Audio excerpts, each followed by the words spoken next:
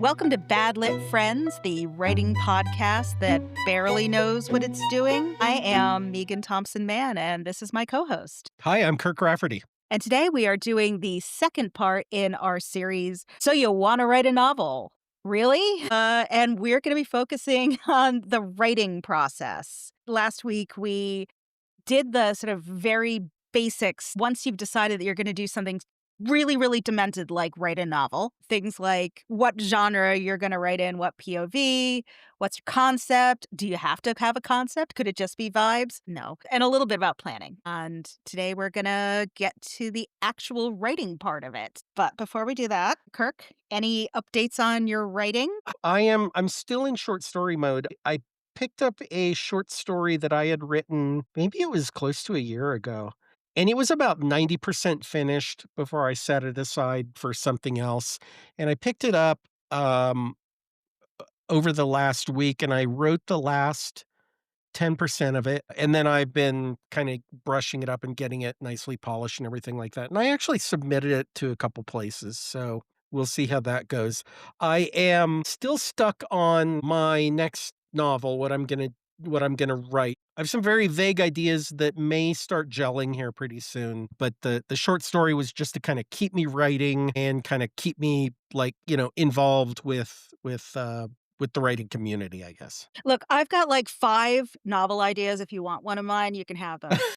I've got them all in the vault. I'll be happy to open the vault. So what are you up to? I thought that last night I had actually put the full revision of book 1 to bed. I wrote the end again and wrote the date and wrote the time and sat back Mhm. in my chair and thought, yeah. And then I thought, fudge, there is a plot hole. And I have been dedicated to turning over all of the not so decorative rocks in my manuscript to remove all creepy crawlies. This was the final rock, the final boss, turned it over and went, oh, cripes. So tonight, before I go to bed, I will be fixing the plot hole. I already know what to do. I talked about it today with one of my alphas who, when I explained to her what the plot hole was, she said, I understand it, even with the plot hole, because your character is being a dumb bitch and I identify with that. So I would do what she did, but maybe you do need to explain it a little bit more. So I will be doing that. And I am for reals going to start querying this weekend one more time, back into the trenches with book 1. And then my mom is coming next Friday, friend of the show, mom. Yay! Yay. If her flights aren't canceled, because of there being no air traffic controllers, hopefully I will Oh get to see boy. her. Yeah. So I'll have a few weekends that are writing free that may involve a little bit of querying, but for pretty much until Thanksgiving, I won't be writing. I'll be being a dutiful daughter. So, but yeah, book 1 is done. And if you're interested in being a beta, we talked a little bit about betas last week. Drop me a line, badlitfriends@gmail.com. There you go. Yeah. So let's kick things off with So You Want to Write a Novel? Really? Again, part 2. Last week, we talked a lot about the beginning of sitting down to do this crazy thing. And just we need to get to the actual writing. So much of thinking about writing is useful, but at some point you have to put your pen to paper or your fingers on the keyboard and start the actual process, because otherwise it's just fantasy, right? And not the kind of Right, fantasy that right. you're writing. Oh, It's just how your many fantasy. times have you been talking about writing? It invariably comes up because we are writers and we like to mention that to anybody who will listen. And invariably somebody will say, I've been thinking about writing a book. And because I have this great idea. And then, they never write the book, right? Great ideas are just that. They're great ideas. They're not books. So at some point, you got to put it down on paper. Yep. And when people ask me that, when people talk to me about that, what I invariably say is just start. There's nothing stopping you except for you. Mm-hmm. Mm-hmm. And that's it, because all you need is a pen and paper or a keyboard and a monitor to get going.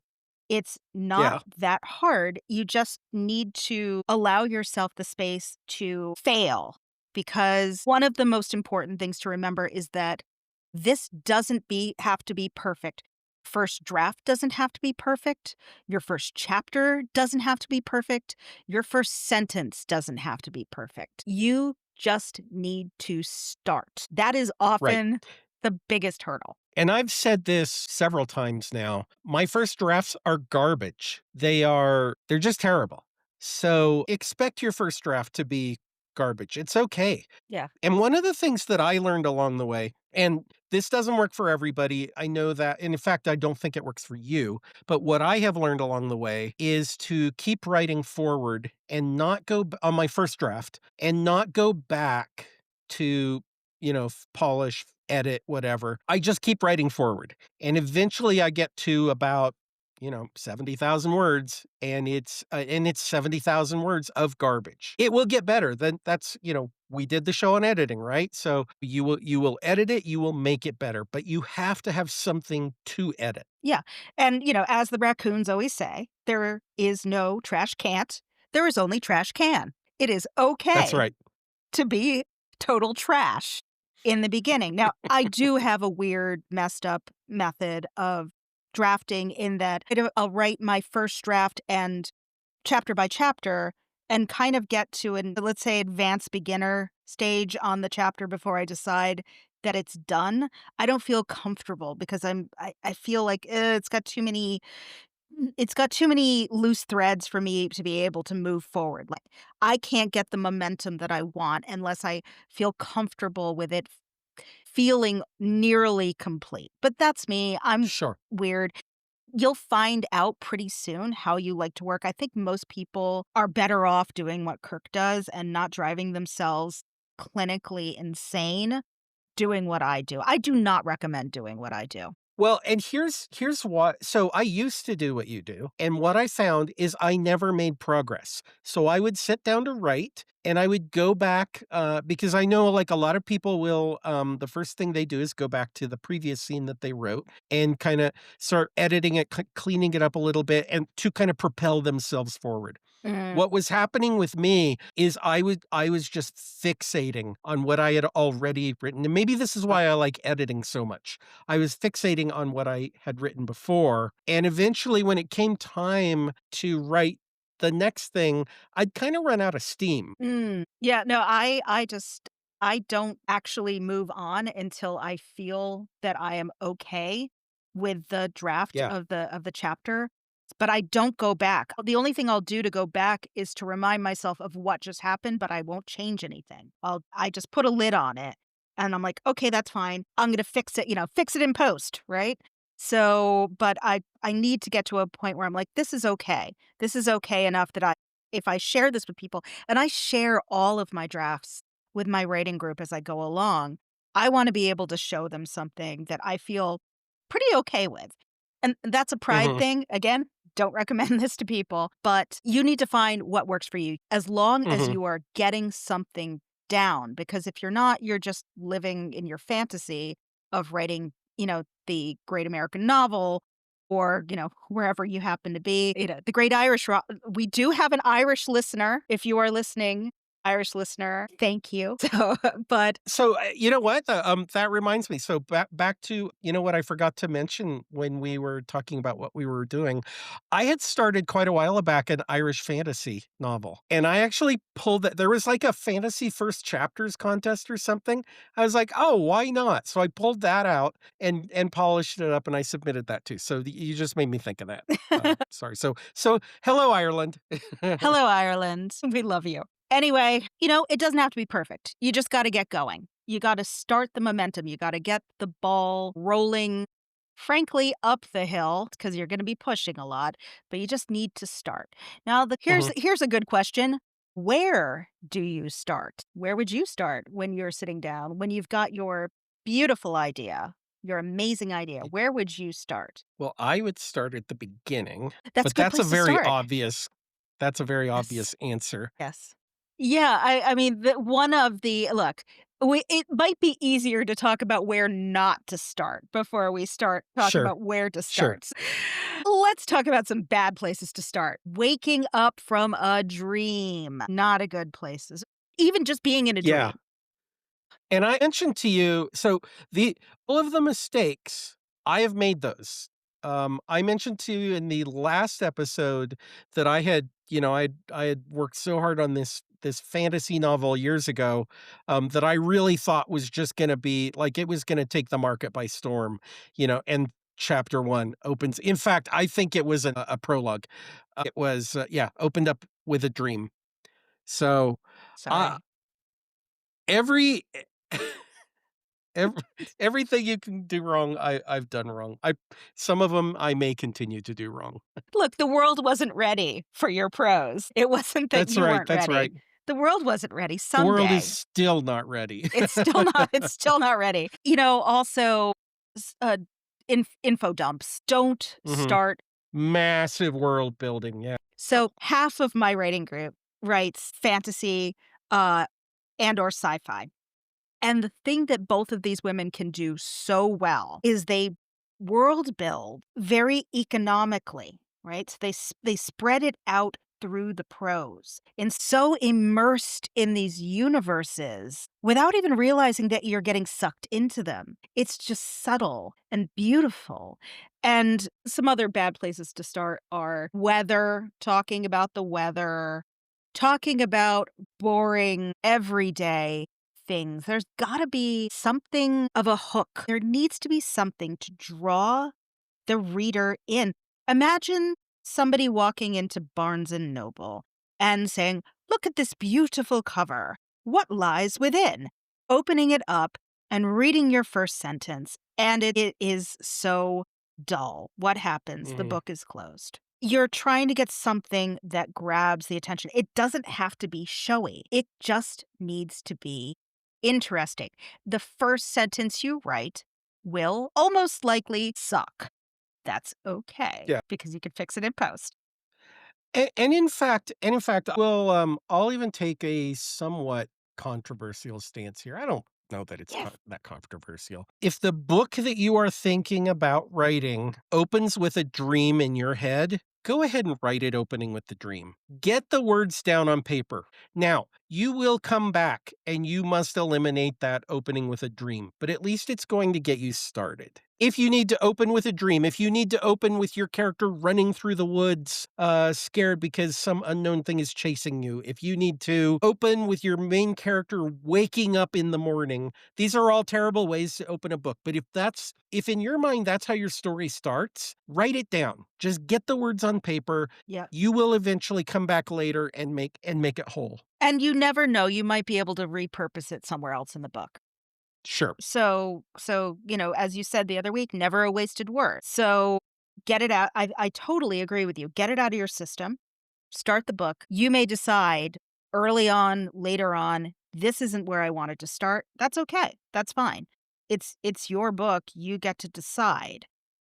Look, I see this as somebody who, when I was starting to write my Regency romance novel, started out with somebody not only waking up from a dream, there was weather mentioned, and she immediately looked in a mirror, okay? So, yeah. Now the feedback I got from my writing tutor on that one was like, "You are better than this." When all these flowers are being brought into a house because somebody unexpectedly, that's where it starts. And then actually, you know who it was who really got me to figure it out was Robin, our mutual friend Robin, who said, Yeah, "Your yeah, book starts where they're taking the corpse out of the lake." And I was like, "You're yeah. absolutely right. That's where it starts. They're dragging a corpse out of a lake." And I was like, "God Sure. damn it." Robin helped you pick the point Yeah. where your novel actually starts. Between my Yeah, writing tutor and Robin, I figured out where that book should actually start. But that's okay. yeah. Like, the writing itself I thought was pretty good. It just is boring, right? So or predictable. Mhm. So, Mhm. I'll And normally this is the point where I interject and say, both you and I are going the traditional publishing route.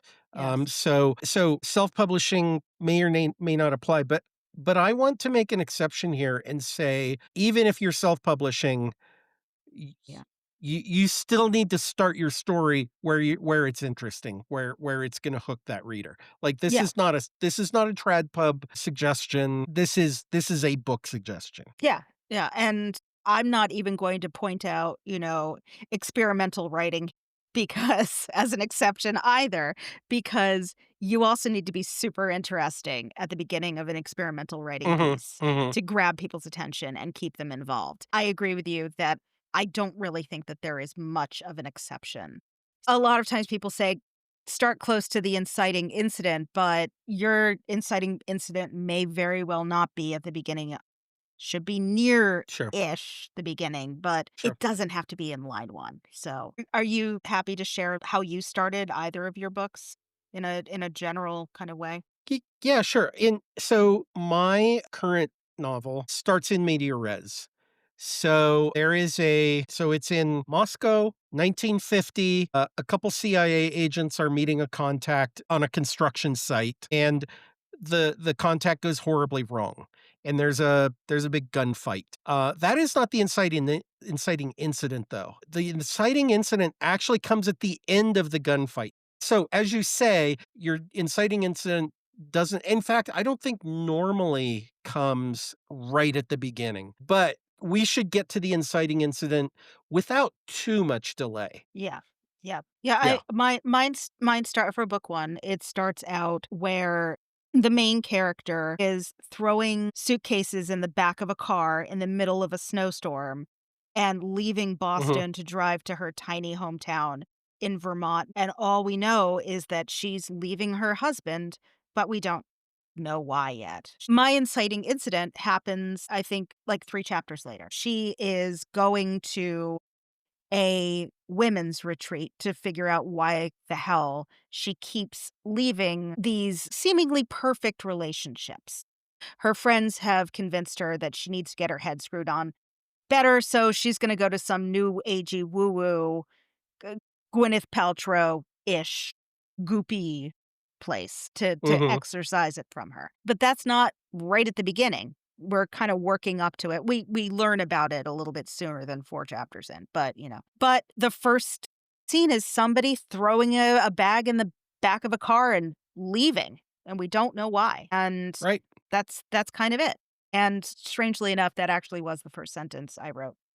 So and you could have opened this with your main character waking up that morning and deciding she's had enough. She slept on it, she's had enough. So she goes about her morning, she has breakfast, she, does some things and then, maybe 2 hours later she throws the bags in the car, right? It's Yeah. like you've done nothing but bore the reader up to the point where she actually makes this decision. So yeah. Exactly. And I what I took away from my discussions with my that writing tutor and also with our friend Robin is that you need to be punchy in the beginning. It can be quietly punchy, but something needs to be happening. Somebody needs to be doing something. They could be in a gunfight, or they could be throwing bags in the back of an Audi. There are many other you don't have to choose one or the other, but you could choose anything you like. So, you and I have talked a little bit in the past about the writing tools that we use to do this. Mhm. The question is always like, do you actually need anything special to start writing? And the short answer is no. The longer answer is maybe. Mhm. Longer by 3 whole letters, if it actually helps you. Because if your tools start getting in the way of your ability to write, then you don't need that tool or maybe any tools at all. Before we start talking a little bit about these tools, what do you use for writing? So I use Scrivener, and I didn't always use Scrivener. I started out using well, I mean, I've been writing all my life, so I started out using, notebook paper and a Yeah. pencil. I think though that kind of in my more modern era, I guess, I did start with Google Docs. I did a lot of stuff in Google Docs, and I find both I think I tried, like, just straight up Word for a while too, and I guess I didn't at the time really find them limiting, but I picked up Scrivener and I realized, like, there's all these tools in there that let you reorganize scenes, you can corkboard things, you can kinda you can do an outline in Scrivener, and so I'm kind of a tech guy, and I like having the bells and whistles, even if I don't necessarily use them. Mhm. It gives me comfort that they are there. So I am by no means a Scrivener power user, but what I do love about Scrivener is that you can organize chapter by chapter, scene by scene. You can drag scenes into different chapters. You can combine different chapters. You can do all kinds of really cool things. Not too long ago, I actually thought, oh, you know what? I could actually drag this scene up like 3 or 4 chapters earlier, and it fits perfectly without me having to do anything. So it helps me do that. Now, if I were doing that in Google Docs, Good I'm lord. not yeah, I would unless I don't know, maybe some people do, like, multiple Google Doc chapters. I don't know. I'm actually not well versed on all the bells and whistles on Google Docs because I know that, like, a lot of people are very comfortable in Word, very comfortable in Google Docs. The other thing I like about Scrivener is that it's, what, $49, I think, Mhm. um, and and that's not a subscription, that's a flat fee, you pay $49, and that covers the entire major version, and I think they release a major version, like, every 3 years or something. Mhm. You're paying, you what, fee $20 a year, something like that, less than $20 a year if they release it every 3 years. So, it's really good value for the money too, they don't try to trap you in a subscription. I could go on, but yeah, that's what I use. What do you use? I use Dabble. I got grandfathered in at a ridiculously cheap rate, but it is a subscription. It's not this cheap anymore, but I pay about $50 a year. Dabble has almost no learning curve. It's super easy to use. It has a lot of the same options that Scrivener has in that you can organize scene by scene, drag scenes wherever you want. You can do things like a cork board, you can plot it out, by looking kinda like it's like the visualization of it is like pinning index cards onto a board, so you can Mhm, see where everything is going and you can order things around like that. It's got some interesting stuff, like it plugs into I can't remember if it's Picasa but it's one of these free image, like royalty-free image websites where if you wanted to do cover art or you wanted to embed pictures into your manuscript, it can do that while you're writing, which I don't use personally, but I thought was kind of interesting. mhm. The thing that I love the most about it is that it is cloud-based, so I can work on it absolutely everywhere, and I have. I use it on my phone all the time. I have used it on my Kindle, on my Chromebook, I use it at work, everywhere. Everywhere I go, I can use it, and that's one of the things that I like about it. I think the downside is that it is a subscription. The downside for Scrivener is that steep learning curve, right? But also it's not super cloud friendly. I do use it with Dropbox, but it's not super cloud friendly. Oh, before that, I used Google Docs. That's Mhm, how I started, and it you know, yeah, it's free. It's you can share things really easily and cloud-based, but, it can be a little clunky. I do actually export all of my chapters to Google Docs after I complete them on Dabble, simply because I like to have a version of everything in as many places as possible because mhm. I don't wanna lose stuff. So, I have Word files of all my chapters. I just have lots of backups of everything, everything everywhere all at once, and because I'm paranoid. But, Google Docs is great if you're starting out because it is free and there's pretty much no learning curve. Microsoft Word obviously is another option Mhm. if you already have it. And certainly when you are sharing your manuscripts with agents, when you're querying, they want to see Word most of the time. There's also, obviously, there's OpenOffice, which I have used before, and LibreOffice. There, if you hate Microsoft, you can absolutely do that. Or if you're one of those, Mhm. Linux weirdos, sure, why not? And there's also this free software called YRater, which I learned about for the first time this week, which has some basic scene organization. And it's kind of interesting, but the interface is really, really dated. And when you go to I'm so sorry, but when I went to their website to look at it, I really did think I was back in 2003 for a moment, which was I mean, it was great because I was 22 years younger, but at the same time, I was like, "Wow, okay." But it is free, and it is run by a writer. So, if this is something you wanna try a little bit, something that's got a little bit more of bells and whistles, but also free, you might try and look there. And there are also plenty of other paid programs that are like Scrivener, like Dabble. Vellum is one that Kirk has used that is I've looked at it. I can't use it because it's Mac only and I'm a horrible, evil PC person, but it is so beautiful that Yeah. I did have a moment where I was like, "Oh, should I buy a Mac?" No. What I will say about Vellum is that it is more of a formatting tool. Mm. I would it would be a terrible experience, I think, to actually write your book in Vellum. It is a fantastic formatting tool, but it's fantastic. I think between Dabble and Scrivener, you've got 2 different options that are fairly similar in some ways with different pros and cons. Spend some time. You may just wanna start out with Google Docs, that's all cool, you know? Yeah, yeah, Yeah, absolutely. yeah. And I just you touched on this a little bit, but I'll just kinda, make my thoughts on this pretty clear. It doesn't matter what tool you're using, back up often and back up to multiple locations. Mhm. Uh, so I have heard people say, write in Google Docs because it's in the cloud. I never have to back it up. Man, you are cruising for disaster. There are many ways that you can destroy your Google Doc. Now, granted, Google Doc has version history.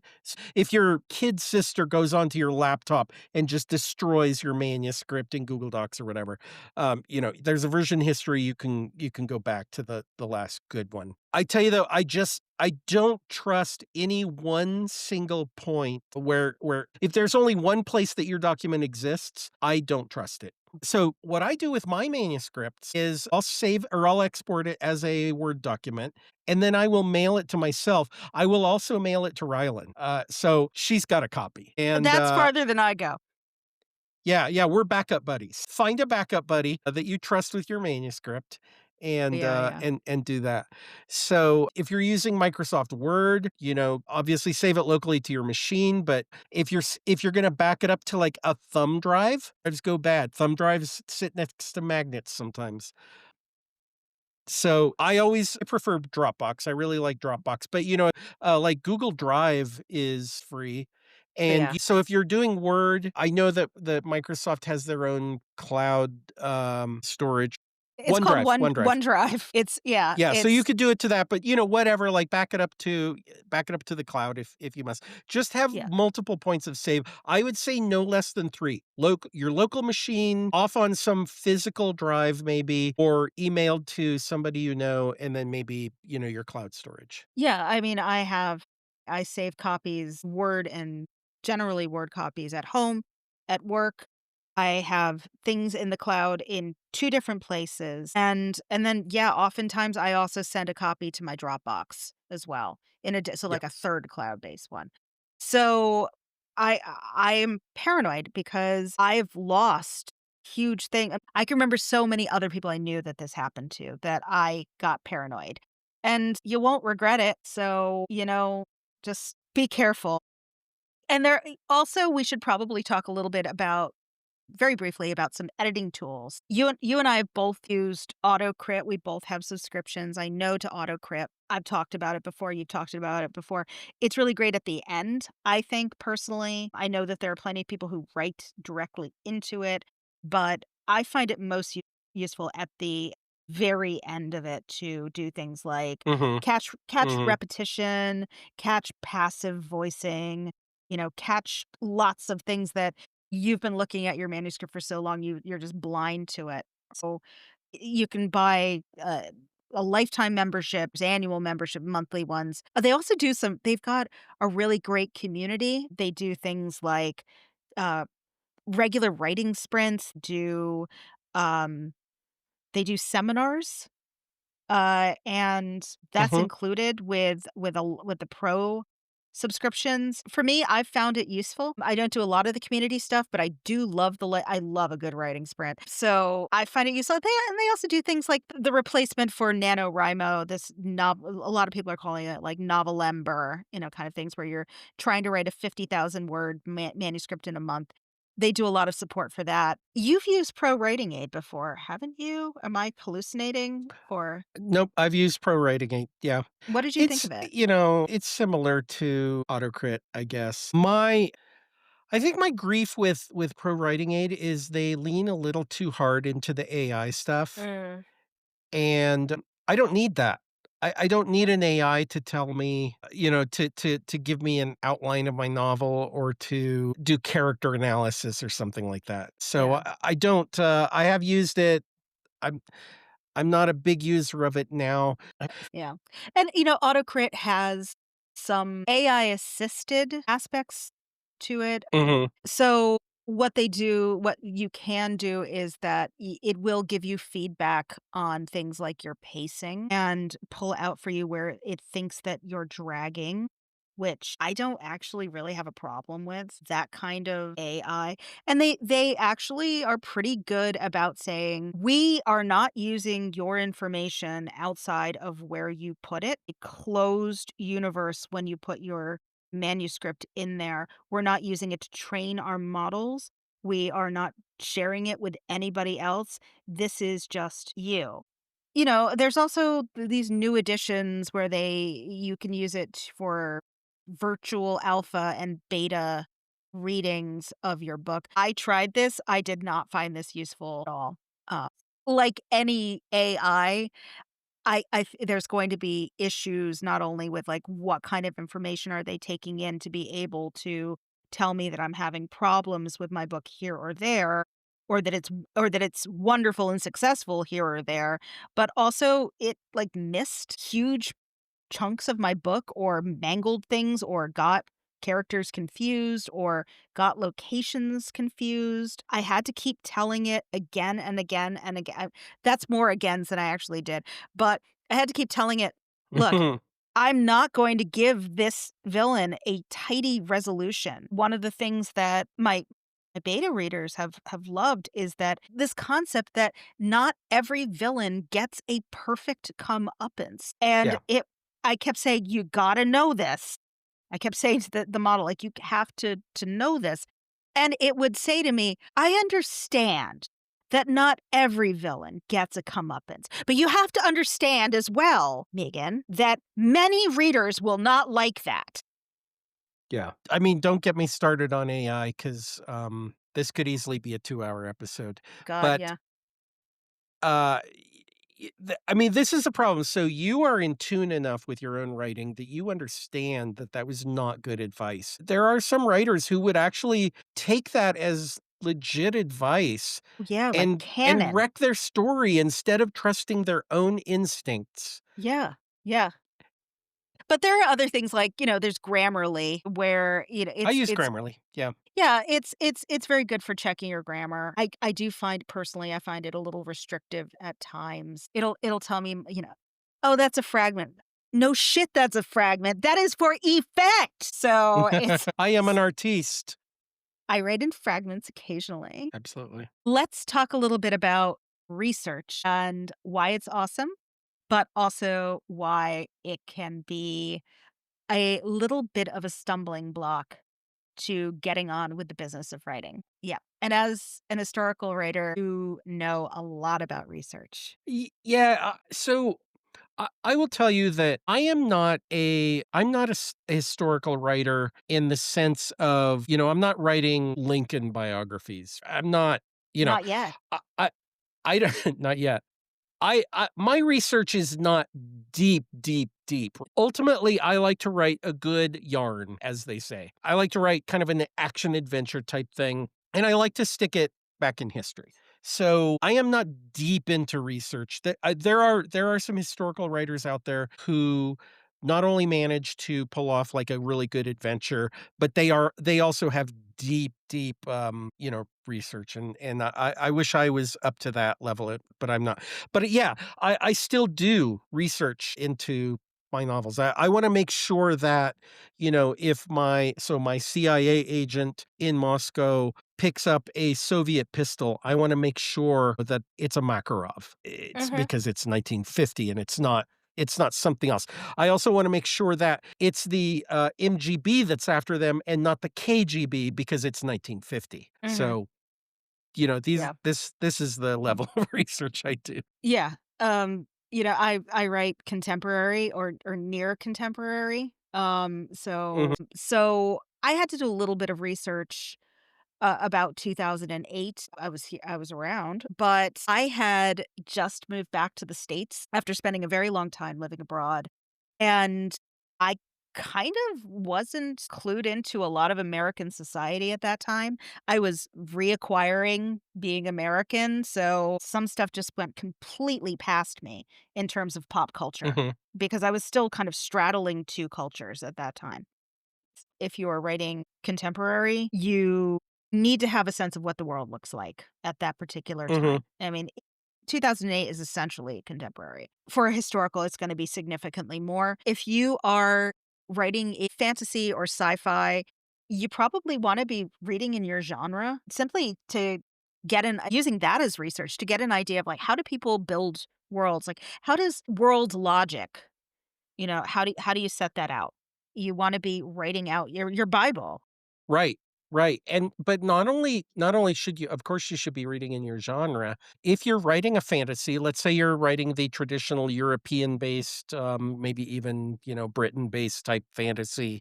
If a large part of your story takes place in a castle, you should be reading up on historical castles. Great If you point. have fight scenes with knights in armor using weapons, you need to be reading up on the actual history of those things if you want your reader to truly, uh, get into the mood of your piece. So I'll give one more example. There was a thread on Twitter back when I was doing Twitter, and it was from a writer who said, like, fantasy writers, you're all getting horses wrong. So she's a horse expert. She's an equestrian, and so she had this whole thread of what people are getting wrong about horses in fantasy. Cool. So, again, you don't even have to and in fact, that's not a fantasy thing, that could be, you could be writing a modern setting with horses in Mm. it, so you better get that right as well. Yeah. Yeah, I mean, the whole point is to know enough to be credible, right? You don't need to be an expert. You need to know enough that people aren't making fun of you on, threads Sure. for not knowing, You don't wanna show up in our Hot Goss segment. you really don't want to. But, on the other end of it, you don't wanna know so much that you're like, "Wow, I did all this great research and now I must share it with the world." Yeah. Write an article about it, but, there's obviously a look, you're not morons. You know what to do. There's books, articles, you can interview people, location visits. You can also do so much research on YouTube. The other side of that is that you could spend more time researching than writing. You are like, "I just need to read one more article, read one more book, read this, read that, Yeah. watch one more video." That way lies sadness. I might have mentioned this before on the show. I know I've mentioned it to you. At a writers conference I was at one time, I was sitting next to this person. And so we were all, introducing ourselves and saying what we were writing. And this person said, um, I'm actually not writing yet. And so I got to talking with them some more. And it turns out they have been writing their world Bible, basically. And they were saying, I can't get into the mode of writing because I feel like I have to have everything defined in my world down to, and this person was saying, like, I have a whole section on nothing but plants. And I said, "Okay, how often are plants gonna come up in your story?" And they were like, "Probably not at all, but I feel like I have to have that." Like we said earlier, at some point you've gotta write the words. And the words are actually going to help inform your world. You don't in Yeah. in my opinion, you don't have to do all that documentation up front. I think it just No. it impedes you from getting into that story. No, So, no. do what you need to up front, but if you are using it as an excuse not to write, then you need to stop and you just need to write. Yeah. Yeah, I mean, look, we're writers, we're great procrastinators, it's anything Yeah, but writing, and it's very easy to get stuck down a rabbit hole. Some of yeah. those rabbit holes are really super fun and may actually spark ideas for more writing, more either in the book that you're writing now or for some other book, but it's not writing. Mhm. Yeah. And another point, is that the saggy middle is a real thing as you're going along. And I actually thought when I was writing this out that saggy middle would be a good standalone podcast topic because it happens to pretty And much it still can everybody. be. And it Yeah. still can be. Wow. It's just like a book. Podcast, kind of like a book. You can do whatever you want until you get sponsors. HelloFresh, please call us. We'll do whatever you want. If you get to that saggy middle, you have to understand it happens to pretty much everybody. And Mhm. this is where you need to start asking yourself, like, what does my protagonist need to achieve before we get to the climax of this book? So just write them out, do bullet points, right? I have lots of tabs in my Dabble manuscript for this that have all of my notes, just throwaway lines, or bullet points or just things that I've thought about, complications that I could add, stakes that I could add. Most of these I didn't use, but I wrote them out. And when I wrote them out, my brain started working. You want your brain having some momentum as well. You just need to mark it. I've got to do something here and keep going. Mhm. Yeah, so and we have a whole Well podcast about said, well writer's said. block. So, if you wanna listen to our Me writer's too. block one, we've talked a lot about it. We've talked last week about structure, about how to start. So, you need to think about this as your beginning, middle, end. So, setting it up, you have your inciting incident somewhere in that first eighth to quarter of the book. The middle, this is where your things are starting to rate, in the middle, you're raising the stakes, you're getting more complications, you've got some shift at the midpoint, and then you're working towards the end where you are getting some sort of climax and you're resolving. So, Mhm. if you use that as just a 3-point plan, like, I gotta start somewhere, I gotta get to the middle, and then I gotta get to the end, that's Right. that's kind of it. Do some check-ins with yourself. Every few chapters, you should ask yourself, like, what happened? What has happened here in the past few chapters? Why did it happen? What's going to happen next? And for the most part, you want your protagonist to be acting rather than reacting. Your characters need to have agency. Otherwise, everything is just happening to them. And then it feels like some Victorian melodrama with some poor heroine who's getting strapped to the tracks. Yes. It gets boring. Absolutely. I've read some writers, again, on social media say something like, "Look, you're just gonna have a boring chapter every now and then. That's just part of being a writer." And you know what? That is wrong. I agree with you. No chapter in your book should ever be boring, and it's hard to do when you hit that saggy middle, Yep. or potentially saggy middle. You never wanna actually, finish a book with a saggy middle, but, yeah, no chapter should be boring. If you have a chapter that's boring, you need to either cut it completely because nothing's happening, or figure out why the importance of this chapter. What is it in this chapter that is important Yeah. for the reader to know, and then restructure the chapter around that and make it more interesting. There's a Right. difference between slow and boring. So you can have a fast paced, boring chapter because Sure, sure. nothing's actually happening in it except for lots of action, just in the way that you can have really interesting, introspective, moody chapters that do move plot along because they're teaching you about characters. So these aren't the same thing necessarily. And part of understanding what the difference is between them is a function of writing more and reading more. So, and also beta readers. So, which we Mhm. talked a lot about last week. But so just check in with yourself. And so, that's kind of it for this week. in terms of writing 101, so you wanna write a novel, and before we get on to Hot Goss, just so you know, we're not gonna leave you hanging. Next week, we're gonna talk a little bit about finishing and what comes after. Finishing is really hard, and you might have to do it, like, multiple times, so Yeah, there's plenty of this to talk about. So, let's talk some Hot Goss. let's do it. Let's do it. Again, Threads, the source of all the best and worst hot goss. Gotta hate Threads. But I think I described Threads this week online as being in a high school girl's bathroom, stuck in there with all of the worst mean girls and people toadying to those mean girls. The one that caught my eye and apparently a lot of other people's eye in taking very different points of view this week was an author who was of the opinion that authors should not give public reviews of other authors' works on Goodreads. I'm saying Well, specifically Goodreads. She was right. very focused on. Well, it's no, and not just reviews, but like 1 or 2-star reviews. Yes.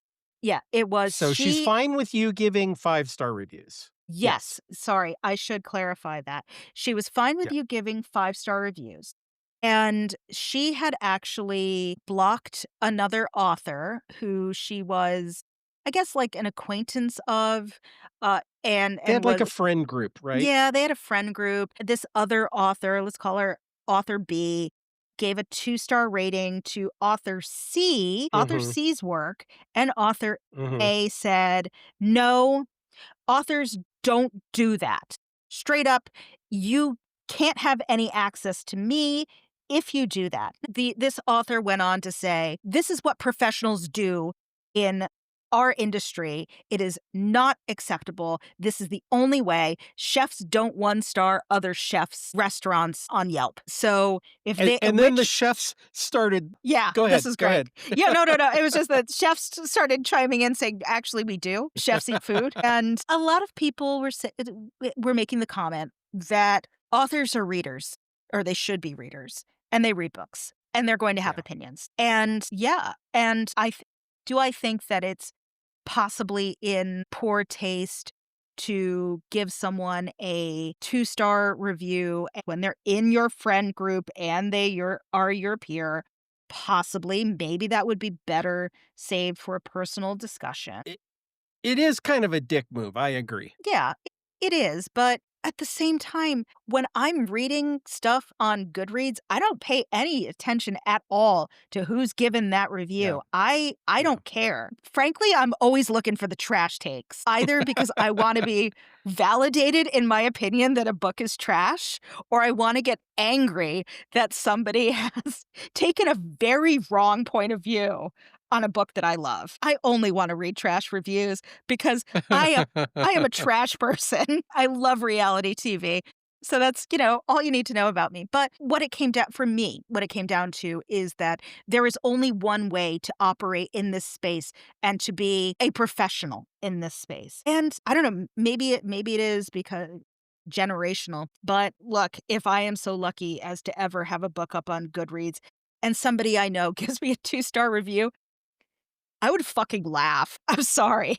I would just laugh and be like, "What the fuck was that shit?" But that's me, you know? I can be very Sure. sensitive about things. I'm definitely sensitive about my work, but at the same time, if it's somebody I know, all it's gonna do is make me laugh. I look forward to Stop. It's You okay. know what you're doing? You're setting me up to 2-star review your book. I look forward to and welcome your two-star review because I know you. It those ones are probably gonna be the ones that hurt the least, are the ones from people that I know. It's gonna be if I got a two-star review and they pointed out things that I agree could have been better, those ones are probably going to hurt the most because not because somebody had a mean thought about me, but because I knew that they were probably telling the truth. And ones that are so far off, like, I couldn't believe all these old women, like, running around like teenagers, having these teenager type thoughts. This is something I actually see a lot, like, in criticisms Yeah. of the genre that I write in, is that, "Oh, middle-aged women don't have time to have these kind of complex emotions about love." And I'm like, I remember being in my mid-50s. It was not very long ago, and I definitely had some complex emotions around Yeah. intimacy, romance, and also, like, relations with I guarantee that those reviews are not written by somebody who has attained their 40s yet. That review is written by 20 something, have certain expectation of the olds. Listen, if you're in your 20s and you're listening to the thank you, first of all, but also, it's not true that it always gets better. Yeah, everything aches, and while you do have a lot more insight than you do in your 20s, that just means greater insight into how much bullshit still takes up space in your brain. It doesn't mean that the Yeah. bullshit isn't there, you just know that it's bullshit and you're still not doing anything about it. But getting back to this take, you I think I pushed back a little bit more when you and I first started talking about this, like, yesterday, and Mm. I thought, no, I people should just give whatever reviews they want. I get it though. If I do now get it that if you are in similar circles, you want to be supportive to each other and that there are better environments to share this kind of feedback. That doesn't mean that I don't think that you could still be in these spaces and still do these things. Look, people might think you're an asshole. So what? Like, I'm So sorry. so I'll So give you what? I'll give you my take. Broadly, authors should stay out of reader spaces. Yeah. So let's start with that foundation. Having said that, authors are also readers, and I think it would be unreasonable to say that authors should not be allowed to review a book. Yeah. So Yeah. I'll layer that. That's kind of the next layer. Yeah. So I think that an author should be able to review a book. Now, what I personally would never in a million years do. So let's imagine a future, an alternate universe where Kirk is a published author, and I'm because why not? And I think it would be incredibly poor taste for me to go review, like give 1 star, 2 star reviews, or just bad reviews, Yeah.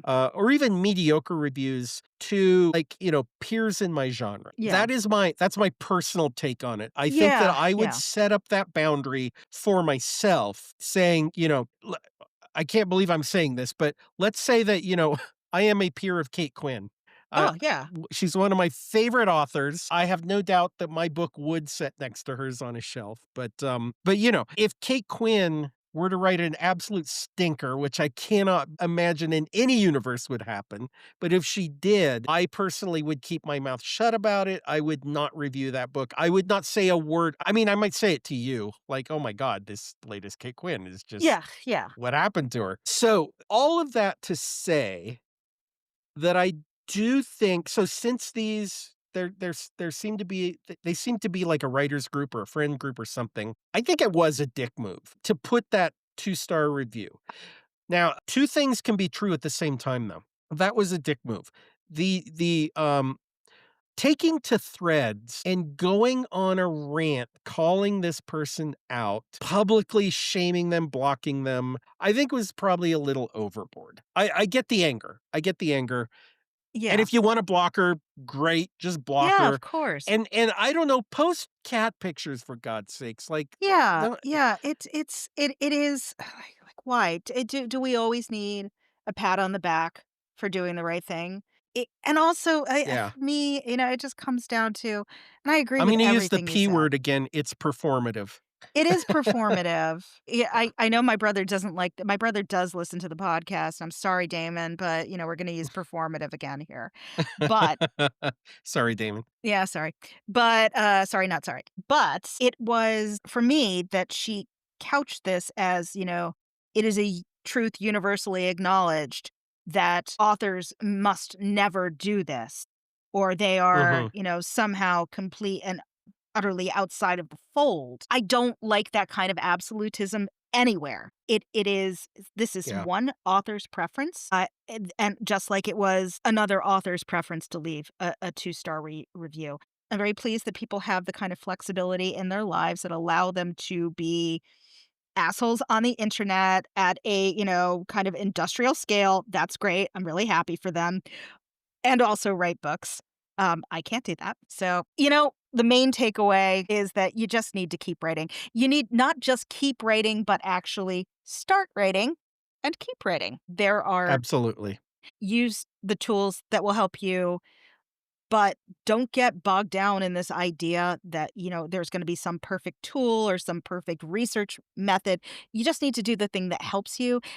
Backups of everything. And if there's one thing that you can take away from today, it's momentum. Just keep doing it. And don't be a dick on the internet. Come on. Come Well, that would put Hot on. Goss out of business, wouldn't it? Not only that, but that would put me out of business. So, as we mentioned before, next week is going to be finishing and what comes after. But in the meantime, you can find us on all of the socials at Badlet Friends. We are on Blue Sky. We are on Instagram. We are on the evil, evil threads at Badlet Friends. You can also find us at badletfriends.com. We are available on all major podcast platforms. Rate, review, special call out to Laura B for giving us a review on Blue Sky this Yes. week. Thank Thank you, you, Laura. Laura. Thank you so much. And until next time, keep up the momentum and we will see Absolutely. you later. Bye.